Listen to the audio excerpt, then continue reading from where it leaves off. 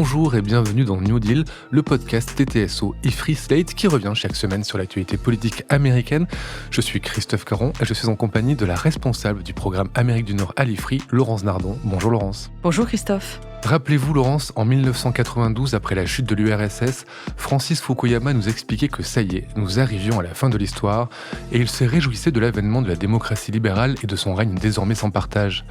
Près de 35 ans plus tard, cette démocratie libérale semble bien mal en point, partout sur le globe, et même aux États-Unis, pays qui en est l'infatigable promoteur à travers un monde devenu multipolaire, un monde toujours dominé par les États-Unis, mais où de nouveaux équilibres sont à l'œuvre, avec un rôle à redéfinir pour cette première puissance mondiale. D'ailleurs, est-elle toujours la première puissance mondiale ? C'est tout le sujet de votre nouveau livre, Laurence, Géopolitique de la puissance américaine, sous-titre « Quel rôle pour les États-Unis dans le monde ?» C'est chez PUF, un livre qui est sorti le 28 août et un livre que vous débutez par un historique clair des différentes stratégies et doctrines géopolitiques américaines depuis la création de cet État. Alors vous revenez sur toutes ces époques-là, mais ce qui va nous intéresser aujourd'hui, c'est la partie après la guerre froide. Alors d'abord, il y a eu donc cette guerre froide entre 45 et 90, puis après il y a eu une Pax Americana qui a suivi la chute de l'URSS jusqu'en 2001, et depuis 2001, nous sommes dans un monde multipolaire où le principal adversaire des États-Unis aurait dû être la Chine, mais tout ne s'est pas passé comme prévu. Oui, évidemment, les bascules ne se font pas en une année. L'année 2001 est intéressante parce qu'il y a plusieurs choses qui se passent cette année-là et qui indiquent ce qui va se passer dans les années qui viennent et jusqu'à aujourd'hui et jusqu'à demain très certainement. Il y a trois choses qui se passent en 2001. D'abord, c'est évidemment le 11 septembre, donc le défi du terrorisme islamiste contre l'Occident. Il y a aussi l'entrée de la Chine dans l'OMC, et ça, c'est quelque chose dont on va voir les effets dans les années qui suivront. La Chine révèle à ce moment-là combien elle va devenir un acteur important, à la fois sur les questions commerciales, financières, économiques, mais aussi géopolitiques. Et puis enfin, 2001, c'est aussi l'année qui suit l'arrivée de Vladimir Poutine à la présidence de la Fédération de Russie, une année pendant laquelle, à la fois en Tchétchénie et à la fois sur les médias locaux en Russie, on commence à voir de manière extrêmement nette le retour d'un pouvoir extrêmement fort et animé d'une volonté de revanche sur le reste du monde. Donc c'est une année où on voit les trois grands défis des États-Unis se manifester. Vous avez parlé de la Chine en 2001 et de son entrée dans l'OMC, mais ça, c'est presque l'aboutissement d'une nouvelle stratégie géopolitique initiée par les États-Unis après la chute de Moscou. Oui, très tôt après la disparition de l'URSS en 1991, on a vu les États-Unis se désigner un nouvel ennemi qui était la Chine. On le voit dès les années 90, mais ça devient de plus en plus vrai dans les années 2000 et en 2010, lorsque l'administration Obama lance ce nouveau concept, celui du pivot vers l'Asie. L'idée, c'est que le nouveau centre du pouvoir mondial, c'est plutôt vers la Chine et vers l'Asie, et que les États-Unis doivent basculer leurs efforts stratégiques de l'Atlantique au Pacifique, et donc se réorganiser dans cette grande région qu'on commence à appeler à cette époque-là l'Indo-Pacifique. Alors c'est intéressant ce concept de centre du pouvoir mondial, parce que ça résonne avec une théorie sur laquelle se sont appuyés les États-Unis pour définir leur géopolitique. Cette vision, c'est celle de Spykman qu'il définit à la fin des années 30, où il parle d'un Rimland et d'un Heartland. Heartland, donc, qui serait un centre du monde menaçant, dont il faut se méfier, et le Rimland qui l'entoure. Est-ce que vous pouvez nous expliquer à quoi correspond ce partage, et surtout quels ont été ses effets sur la conduite de la politique américaine au niveau des affaires étrangères ? Autour de 1900, un penseur géopolitique britannique qui s'appelle Mackinder présente une vision du monde où il oppose les puissances terrestres, et donc principalement à l'époque l'Allemagne et la Russie, aux puissances maritimes, donc la Grande-Bretagne et puis de plus en plus les États-Unis. Ces puissances s'affrontent en fait à la bordure entre elles deux. Donc, si vous représentez une carte, vous avez cette grande masse terrestre qui est représentée par donc l'Allemagne et la Russie. Et puis autour, tout le long de ce qu'on appelle l'Eurasie, il y a cette bande qui va donc de l'Europe occidentale jusqu'à l'Asie, l'Extrême-Orient.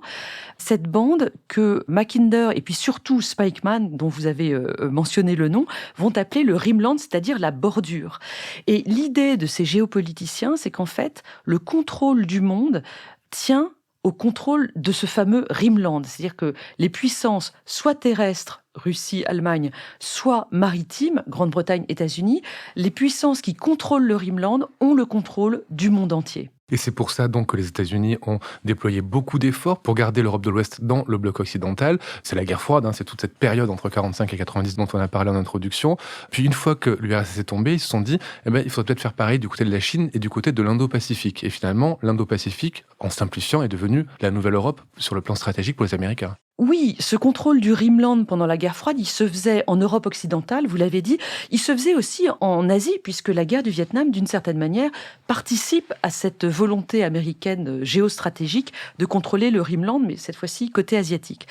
Néanmoins, vous avez raison, cette histoire de pivot vers l'Asie, qui est donc développée sous l'administration Obama et jusqu'à aujourd'hui à travers Trump et à travers Biden, elle se joue sur des questions commerciales, diplomatiques, militaires.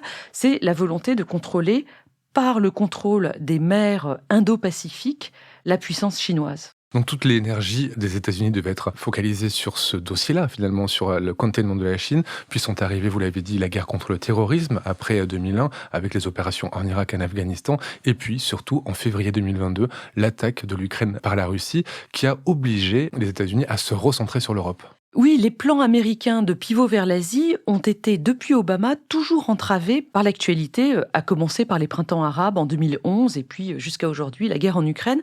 Donc aujourd'hui, on a une stratégie américaine qui continue à pointer la Chine comme ennemi stratégique principal. Les textes de stratégie américaine officielle désignent aujourd'hui la Chine comme un pacing challenge, c'est-à-dire un challenger structurant, donc le plus haut niveau de menace, tandis que la Russie n'est qu'une acute threat dans les mêmes textes, c'est-à-dire une menace aiguë. Donc on est un petit peu en dessous. Le terrorisme avait été un petit peu effacé des textes stratégiques, mais je pense qu'il va revenir après ce qui s'est passé le 7 octobre en Israël ou même à Moscou avec l'attentat de mars 2024 à Crocus City Hall. Une stratégie contrariée donc par les événements de l'actualité, vous l'avez dit, mais on en est aujourd'hui la stratégie américaine par rapport à ce concept de Rimland? Le terme de Rimland n'est pas du tout repris aujourd'hui dans les textes stratégiques américains. C'est vraiment quelque chose un peu pour les nerds. Mais enfin, ça reste réel puisqu'on voit aujourd'hui que les États-Unis cherchent à contrôler leur environnement stratégique à la fois dans l'Indo-Pacifique et en Ukraine. En fait, il y a deux lieux.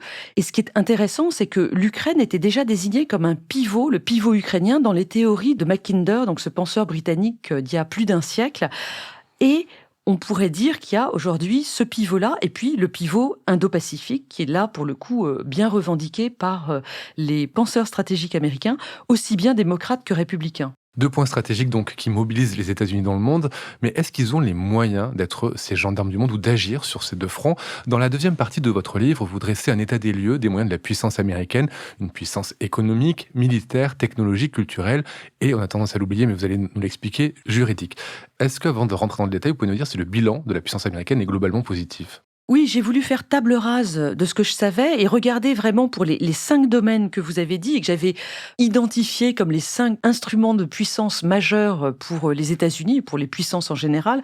J'ai voulu regarder pour chacune d'entre elles si vraiment les États-Unis étaient toujours les premiers ou pas, qui les dépassait, quelles étaient les évolutions, etc. Et donc, ça m'a amené à les travailler un par un avec vraiment les yeux grands ouverts. Et ce que je constate à la fin, c'est que pour ces 5 domaines, les États-Unis sont réellement toujours les premiers. Que ce soit l'économie, puisqu'aujourd'hui on voit que la Chine est légèrement en perte de vitesse, que ce soit pour le militaire, où là encore les budgets d'innovation, d'acquisition de matériel américains sont incroyablement plus élevés que tous ceux du reste du monde, y compris la Chine. Et ils ont en plus un réseau d'alliances inégalé et puis des troupes qui ont une habitude du combat extrêmement récente, ce qui les met à un niveau que peu d'autres pays ont. Je pense à Russie, Ukraine évidemment, la France sans doute, mais certainement pas la Chine par exemple, dont la dernière campagne militaire remonte à 79, donc ils n'ont plus l'habitude du combat. Si on parle de la technologie, pareil, les États-Unis, la Silicon Valley sont vraiment en tête et avec toutes les mesures de contrôle des exportations de technologies qu'a prises l'administration Biden, la puissance technologique chinoise va peut-être être un petit peu freinée dans les années qui viennent. En tout cas, c'est le plan de la Maison-Blanche. Si on parle maintenant, je continue la liste, du soft power américain, c'est là, à mon avis, le domaine dans lequel, à mon sens, il y a une vraie faiblesse américaine aujourd'hui. Alors oui, sur le plan culturel, vous parlez d'une influence encore toujours très puissante sur le reste du monde, mais aussi d'une image écornée par les années Trump et la polarisation des débats. Quand on parle de soft power, en fait, ça recouvre 3 éléments. Il y a d'une part l'influence culturelle, d'autre part le rôle de prestige moral d'un État, et puis troisièmement la diplomatie publique. Si je laisse cette dernière de côté, on voit qu'aux États-Unis, l'influence culturelle est toujours aussi forte qu'avant, même peut-être plus, puisqu'aujourd'hui, elle passe non seulement par le cinéma, la musique, mais aussi énormément par les plateformes de streaming, ce qui fait que tout le monde voit des séries américaines encore plus que nos parents voyaient des films américains. Elle passe aussi bien évidemment par les buzz sur les réseaux sociaux. Enfin, on vit dans un monde véritablement américain. En revanche, pour ce qui est du prestige moral et du rôle de modèle institutionnel joué par les États-Unis, on voit bien que ce modèle est aujourd'hui abîmé. Alors, on pourrait remonter aux guerres de George Bush dans les années 2000, après le 11 septembre. Il y avait déjà énormément de remises en cause du rôle des États-Unis lorsqu'ils sont allés en Afghanistan et surtout en Irak, c'était en 2003. Et puis, évidemment, avec les années Trump et l'assaut sur le Capitole en janvier 2021, on voit bien que le modèle de la démocratie américaine aujourd'hui est très abîmé dans la manière dont il est vu dans le reste du monde. Quand vous parlez du soft power américain, vous opposez une puissance antagoniste, c'est le sharp power, qui vient principalement de Pékin et de Moscou. C'est quoi ce sharp power ? Alors là, il faut regarder les travaux de Joseph Nye qui a conceptualisé ce fameux soft power. Le soft power, c'est tout ce qui est le pouvoir doux, le pouvoir d'influence, et ça s'oppose normalement au hard power. Le hard power, c'est tout ce qui est militaire, un pouvoir un peu coercitif. Mais il y a d'autres termes qui sont venus à la surface dans les théories de relations internationales, et quand on parle de sharp power, en fait, c'est un correspondant négatif du soft power, c'est un pouvoir d'influence qui ne se montre pas, qui n'est pas coercitif, mais qui, au lieu de chercher à séduire comme le soft power, cherche à influencer par la négativité. Et là, il faut distinguer entre le sharp power chinois et le sharp power russe. Côté chinois, le sharp power, c'est l'idée de faire taire les critiques à l'étranger, critiques qui s'expriment à l'encontre du pouvoir chinois. Et on les voit agir aussi bien envers les pays étrangers que les nationaux chinois à l'étranger qui pourraient critiquer le régime de Pékin. Et côté russe, c'est la politique que l'on voit à l'œuvre depuis plus de 15 ans aujourd'hui, qui cherche à déstabiliser, à décrédibiliser les démocraties occidentales sur les réseaux sociaux. Comme on peut le voir beaucoup sur le réseau X. Dernier moyen de la puissance américaine, et pas des moindres, c'est le moyen juridique, le moyen monétaire, puisque Washington a pour lui le droit et le dollar. Oui, et là, il faut parler de tout ce qui est sanctions. Alors, des sanctions d'abord commerciales, boycott ou embargo, des sanctions financières qui sont venues un peu plus récemment, dans les années 2000-2010, et puis aujourd'hui, de plus en plus, des contrôles d'exportation qui sont déployés contre la Russie et contre la Chine. Alors là, on a un pouvoir qui est extrêmement puissant parce que il passe, comme vous l'avez dit, par le fait que tout le monde utilise le dollar aujourd'hui et que du coup, le juge américain tient là un nexus, un lien juridique qui lui permet de condamner des acteurs étrangers qui ne sont pas du tout américains. Et donc, on voit des individus ou des entreprises qui ne sont absolument pas américains, mais qui sont condamnés par le juge américain.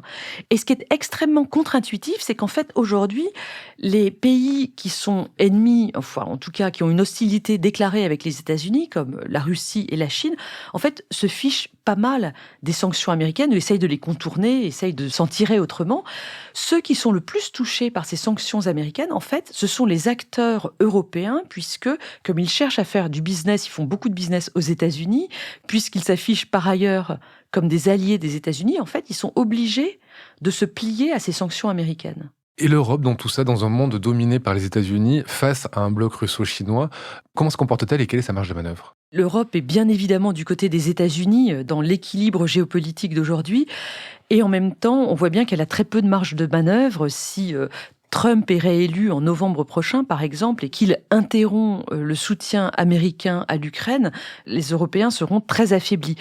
Mais il ne faut pas partir perdant dans cette affaire. C'est mon côté euro-optimiste qui s'exprime, puisque d'une part, on a une Union européenne qui est extrêmement puissante, beaucoup plus qu'elle ne le pense elle-même, certainement. Nous avons le premier marché de consommateurs du monde, et on a bien vu depuis 2022, l'invasion de l'Ukraine par la Russie, à quel point l'Union européenne avait su mettre en route des trains de sanctions contre la Russie, avait su coordonner une aide humanitaire, juridique, militaire à l'Ukraine, il ne faut pas du tout partir perdu. Et par ailleurs, ça c'est une autre théorie que je développe, je crois que le lien transatlantique est beaucoup plus solide qu'on ne croit, puisque c'est un lien avant tout de valeurs, et que les valeurs de démocratie et de droits de l'homme continue à être revendiquée des deux côtés de l'Atlantique par l'essentiel des élites et de la population. Une Europe donc qui devra trouver sa place à l'ombre de l'allié américain.